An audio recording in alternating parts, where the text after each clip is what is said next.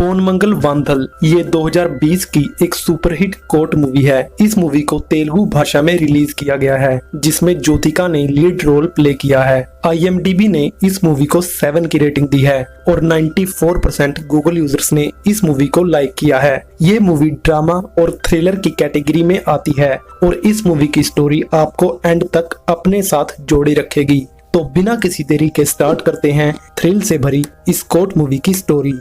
Movie के starting में हमें एक न्यूज दिखाई जाती है, जिसमें बताते हैं कि ओटी के एक इलाके में 2 यंगस्टर मारे गए हैं। किसी औरत ने गोली मारकर इनकी हत्या कर दी। आगे डीएसपी अलेक्जेंडर बताते हैं कि वो औरत 10 साल की लड़की को किडनैप करने की कोशिश कर रही थी और जब गाड़ी से जा रहे 2 लड़कों ने उसे बचाने की कोशिश की तो उस औरत ने उनको भी मार डाला। रामर नाम के एक व्यक्ति ने ये सब अपनी आंखों से देखा था। रामर की चाय की दुकान है और जब ये इंसिडेंट हुआ था उस वक्त रामर वहीं पर था। पुलिस एक सीसीटीवी फुटेज भी दिखाती है जिसमें वो औरत छोटी लड़की को उठाकर ले जा रही थी। कुछ ही दिनों में ये खबर सारी जगह फैल जाती है क्योंकि ओटी के इलाके में बहुत सी छोटी लड़कियां रहस्यमय तरीके से गायब हो रही थी। अगले सीन में हम देखते हैं कि कुछ लोग पुलिस स्टेशन के बाहर प्रोटेस्ट कर रहे हैं। वो ये मांग कर रहे थे कि उस किडनैपर औरत को जल्द से जल्द पकड़ा जाना चाहिए।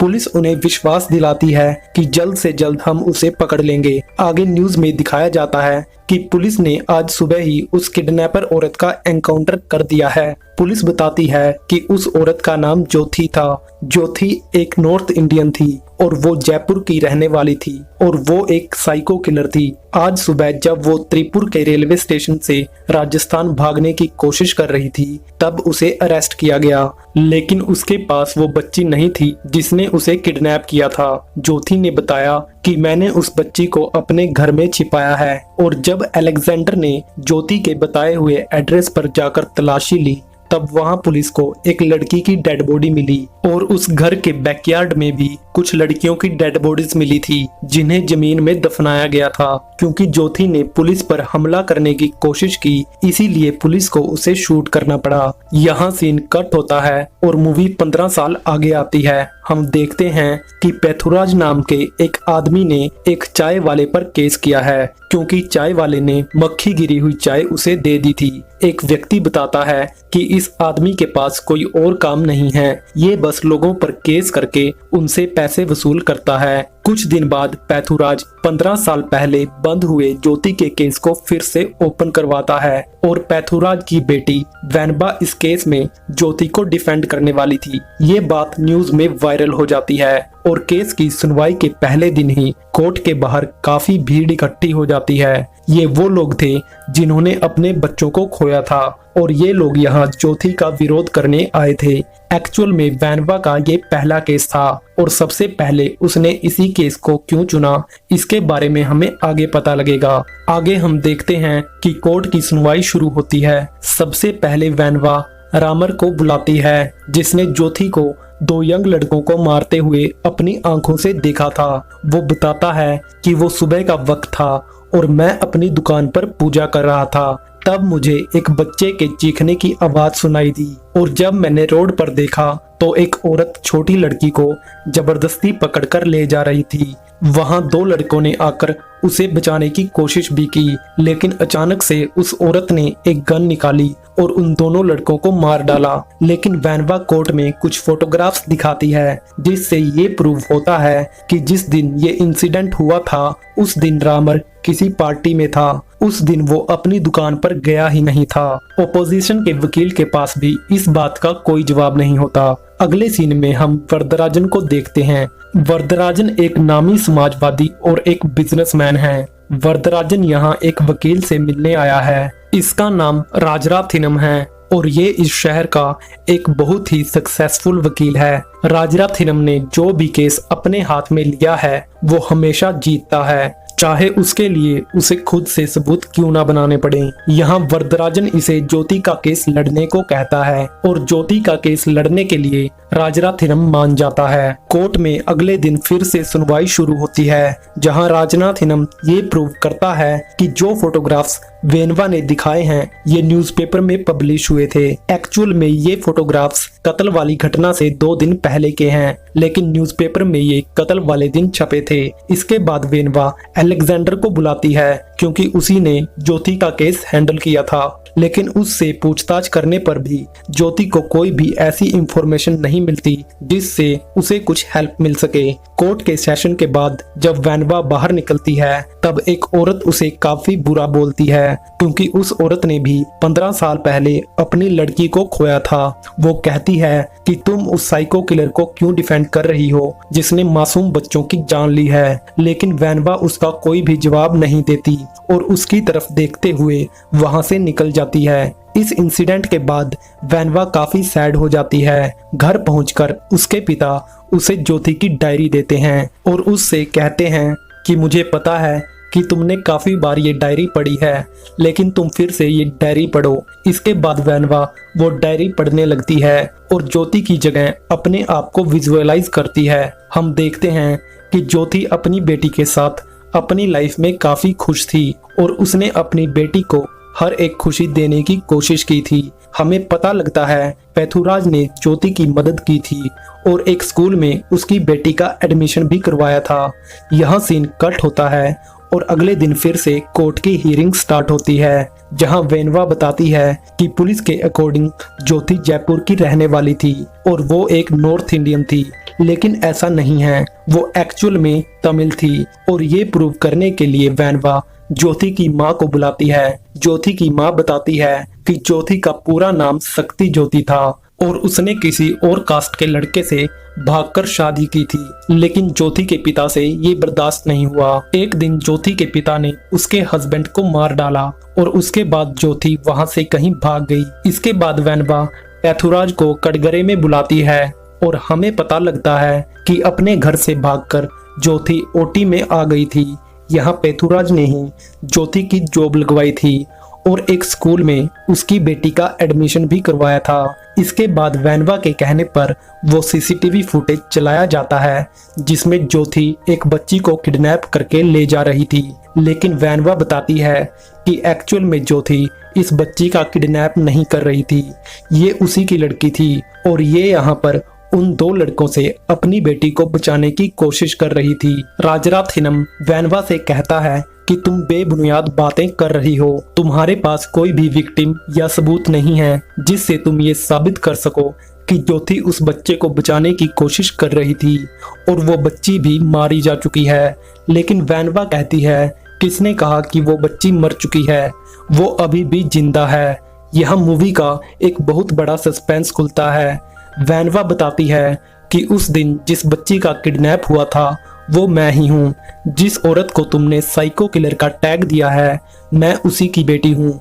वेनवा बताती है कि ज्योति मेरी माँ थी और यहाँ से केस ने एक अलग ही मोड़ ले लिया था। ये बात भी अब मीडिया में फैल चुकी थी। राजराथिनम का असिस्टेंट उसे बताता है कि इन्वेस्टिगेशन से उसे पता लगा है कि वेनवा पैथुराज की बेटी नहीं है। पैथुराज ने उसे गोद लिया था और उसके स्कूल रिकॉर्ड में यही पता लगा है कि उसकी माँ का नाम ज्योति था। ये सुनकर राजराथिनम को काफी गुस्सा आता है क्योंकि उसे पता लग गया था कि वरदराजन ने उससे काफी कुछ छुपाया था और वो वरदराजन से मिलने के लिए जाता है। यहाँ उसे पता लगता है कि 2004 में होने वाली किडनैपिंग्स के पीछे वरदराजन के बेटे रोहित का हाथ था और जब ज्योति अपनी बेटी को बचाने की कोशिश कर रही थी तब ज्योति ने रोहित और उसके फ्रेंड को मार डाला। वरदराजन के कहने पर अलेक्जेंडर राजराथिनम से मिलता है और उसे सारी सच्चाई बताता है। वो बताता है कि रोहित अपने एक फ्रेंड के साथ मिलकर छोटी लड़कियों को किडनैप करता था और फिर उनका रेप करता था। इसके अलावा वरदराजन के कहने पर ही पुलिस ने उन लड़कियों की लाशों को रोहित के फार्म हाउस से निकालकर ज्योति के घर के बैकयार्ड में दफना दिया था। जब इन लड़कियों की बॉडी का पोस्टमार्टम किया गया था तब डॉक्टर को पता लगा था कि इनके साथ रेप हुआ है, लेकिन वरदराजन ने उनकी रिपोर्ट्स चेंज कर दी थी और डॉक्टर को भी मरवा डाला ताकि ज्योति को एक सीरियल किलर साबित किया जा सके। यहाँ सीन कट होता है और अगले दिन वेनवा कोर्ट में बताती है कि ज्योति ने कभी भागने की कोशिश नहीं की थी। उसने खुद को सुरेश नाम के एक सब इंस्पेक्टर को सरेंडर किया था और वेनवा जज से अगली हियरिंग में सुरेश को बुलाने की परमिशन लेती है, लेकिन राजराथिनम उसे बताता है कि कल रात ही सुरेश ने वर्क प्रेशर की वजह से सुसाइड कर लिया। ये सुनकर वेनवा शॉक्ड रह जाती है क्योंकि अब सब इंस्पेक्टर सुरेश ही वेनवा की एक आखिरी उम्मीद था। एक्चुअल में सुरेश की मौत के पीछे भी वरदराजन का ही हाथ था। यहाँ पैथुराज काफी दुखी होता है क्योंकि उसे नहीं लगता कि अब ज्योति को इंसाफ मिल पाएगा, लेकिन वेनवा कहती है कि मुझे कोर्ट पर पूरा भरोसा है, हमें इंसाफ जरूर मिलेगा। पैथुराज से मिलने के लिए उसकी एक फ्रेंड आती है और उससे कहती है कि सब ठीक हो जाएगा, लेकिन पैथुराज को इस वक्त काफी गुस्सा आ रहा था। वो कहता है कि हम हार चुके हैं। पैथुराज बताता है कि कुछ दिन पहले ही सुरेश मुझसे मिला था, वो इस केस की सारी सच्चाई जानता था। उसने मुझसे वादा किया था कि मैं कोर्ट में गवाही देने जरूर आऊंगा। अगले सीन में वेनवा सुरेश की पत्नी से मिलने के लिए उसके घर जाती है और कुछ सेकंड्स बाद ही वरदराजन भी वहां पर पहुंच जाता है। वरदराजन वेनवा को ये केस छोड़ने के लिए धमकाता है। यहाँ वरदराजन कहता है कि मुझे मेरी रिस्पेक्ट बहुत प्यारी है, मैं नहीं चाहता कि कोई मेरी डिसरिस्पेक्ट करे। यहाँ हमें समझ आता है कि वरदराजन को सिर्फ अपनी इज्जत की परवाह है, इसीलिए वो नहीं चाहता कि उसके मरे हुए बेटे पर कोई भी इल्जाम साबित हो। आगे हम कोर्ट का सीन देखते हैं जहां वेनवा ओपोजिशन के वकील के सामने कमजोर साबित हो रही थी, इसीलिए वो कोर्ट में ये सच्चाई बताने पर मजबूर हो जाती है कि ज्योति ने रोहित और उसके फ्रेंड को क्यों मारा था। वो बताती है कि मेरी माँ मुझसे बहुत प्यार करती थी, उन लड़कों ने मुझे मेरी माँ के सामने ही किडनैप किया था। उन्होंने काफी लड़कियों का रेप भी किया था, जिसमें से मैं भी एक हूँ। और ये सुनकर कोर्ट में बैठे हुए सभी लोग इमोशनल हो जाते हैं। वेनवा बताती है कि जो बॉडीज पुलिस को ज्योति के घर पर मिली थी, जानबूझकर उन्हें वहां रखवाया गया था। एक्चुअल में उन सब लड़कियों का रेप करके उन्हें मारा गया था, जिसका जिम्मेदार रोहित और उसका फ्रेंड था। लेकिन पुलिस की तरफ से जो रिपोर्ट मिली थी उसमें रेप के बारे में कुछ नहीं लिखा था और ये सब ज्योति को इस केस में फंसाने के लिए किया गया था। सुरेश ये सारी सच्चाई जानता था, लेकिन उसे भी सुसाइड करने पर मजबूर कर दिया गया। वेनवा बताती है कि इस सब के पीछे वरदराजन का हाथ है, लेकिन वेनवा के पास ये सब साबित करने के लिए कोई भी सबूत नहीं था। ये बात वेनवा भी जानती है कि कोर्ट बिना किसी आधार पर कोई भी फैसला नहीं ले सकती। अगले दिन वेनवा अपनी माँ की कब्र के पास रोते हुए दिखाई देती है। वो उस दिन कोर्ट में नहीं जाती क्योंकि उसके पास ज्योति को विक्टिम साबित करने के लिए अब कोई भी रास्ता नहीं था। वेनवा यहाँ पर अपनी माँ से बात करते हुए कहती है कि मैं आपको इनोसेंट साबित करने में नाकाम हो गई। तभी उसकी एक फ्रेंड वेनवा से मिलने आती है और वो बताती है कि कल की हियरिंग में जज ने वरदराजन को पूछताछ के लिए बुलाया है। वो कहती है कि अभी भी उम्मीद है कि हम ये केस जीत सकते हैं। अगले दिन वरदराजन कोर्ट में पेश होता है और वेनवा उससे सवाल पूछना स्टार्ट करती है। वेनवा को याद आता है कि वरदराजन को अपनी रिस्पेक्ट सबसे ज्यादा प्यारी है। यहाँ वेनवा जानबूझकर वरदराजन से डिसरिस्पेक्टफुल तरीके से बात करना स्टार्ट करती है ताकि वो गुस्से में सारी सच्चाई बता दे।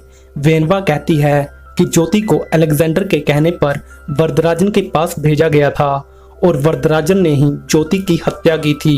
वो कहती है कि इस इंसिडेंट का एक विटनेस भी है जो इस वक्त कोर्ट में मौजूद है। वेनवा जज को सारी कहानी बताती है कि उसके साथ क्या हुआ था। उस दिन जब वेनवा अपने घर के पास खेल रही थी, तब रोहित और उसके फ्रेंड ने वेनवा का किडनैप किया था और अपनी बेटी को बचाने के लिए ज्योति ने उस कार का पीछा किया। उनका पीछा करते करते ज्योति रोहित के फार्म हाउस तक पहुंचती है। तब वो देखती है कि वहां कई लड़कियों का रेप करके उन्हें मारा गया है। वो देखती है कि उन लड़कियों ने वेनवा के साथ भी रेप किया है और जब वो वेनवा की जान बचाने के लिए उसे वहां से उठाकर भाग रही थी, तब फिर से रोहित और उसके फ्रेंड ने ज्योति का पीछा किया। यहाँ इनके बीच हाथापाई हुई थी। यहाँ रोहित की जेब से एक गन नीचे गिर जाती है और वेनवा की जान बचाने के लिए ज्योति रोहित और उसके फ्रेंड को उसी गन से मार देती है। इसके बाद ज्योति ने अपनी बेटी को पेथुराज को सौंप दिया और उसने अपने आप को सब इंस्पेक्टर सुरेश को सरेंडर कर दिया था। सुरेश उसे पुलिस स्टेशन ले जा रहा था, लेकिन रास्ते में ही उसे अलेक्जेंडर मिलता है और वरदराजन के कहने पर अलेक्जेंडर ज्योति को उसके पास ले जाता है और वरदराजन ज्योति को मार डालता है।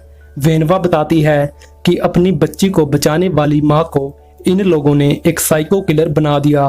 कोर्ट में ये साबित हो जाता है कि वरदराजन ही असली अपराधी है और उसे इस केस में उम्र कैद की सजा हो जाती है।